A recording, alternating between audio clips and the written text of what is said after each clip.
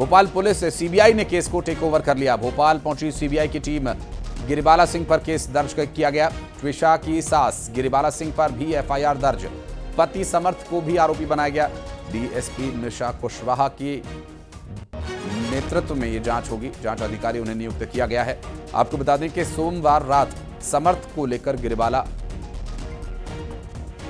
के घर पहुंची थी एसआईटी। मौके पर सीन को रिक्रिएट किया गया। कुछ कागजात भी जब्त किए गए और लगभग 1.5 घंटे तक समर्थ के घर में कटारा हिल्स पुलिस की टीम टेरेस से लेकर ड्राइंग रूम तक साक्ष्य तलाशने पहुंची थी। 12 मई की रात ये घटना है और इसका पता लगाने की कोशिश जारी है। ट्विशा शर्मा केस में सीबीआई ने एफआईआर दर्ज कर ली है और सीन को भी रिक्रिएट किया गया है। साक्ष्यों को लेकर जांच पड़ताल जारी है। ट्विशा शर्मा केस में सीबीआई की जांच में क्या कुछ तथ्य सामने आते हैं तो देखने का विषय होगा ही। गिरिबाला सिंह पर भी केस दर्ज किया गया और एक बड़ी अपडेट वो ये कि क्राइम सीन को रिक्रिएट किया गया है, जिसमें आरोपी समर्थ को लेकर पुलिस सीबीआई की टीम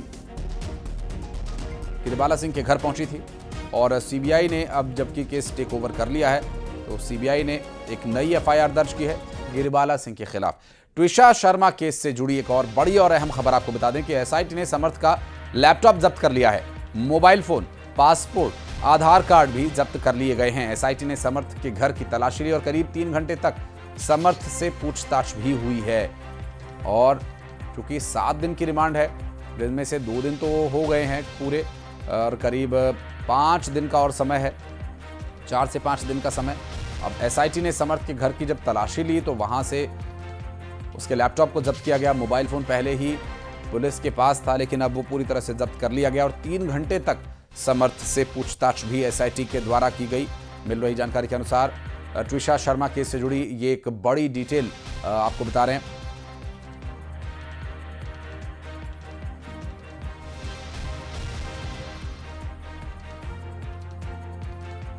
एसआईटी के द्वारा कार्रवाई करते हुए लैपटॉप, मोबाइल फोन, आधार कार्ड, पासपोर्ट, ये महत्वपूर्ण दस्तावेज और डिजिटल साक्ष्यों को जब्त कर लिया गया है।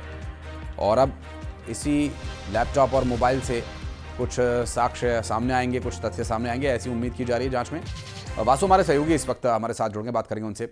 वासु, सीबीआई ने केस टेक ओवर कर लिया है, एक नई एफआईआर गिरिबाला सिंह के खिलाफ दर्ज की गई है और एसआईटी भी पूरी तरह से एक्टिव नजर आ रही है। तो एसआईटी ज्यादा से ज्यादा इस केस को सॉल्व कर या और क्लोज टू केस के जाकर के वो सीबीआई को हैंडओवर करेगी या अभी जो जांच चल रही है, क्योंकि दोनों तरफ जांच जारी है तो थोड़ी सी कंफ्यूजन है कि एसआईटी कब तक और कहां तक जांच को पूरा करेगी या इसके आगे सीबीआई की क्या भूमिका है, इस बारे में बताइएगा।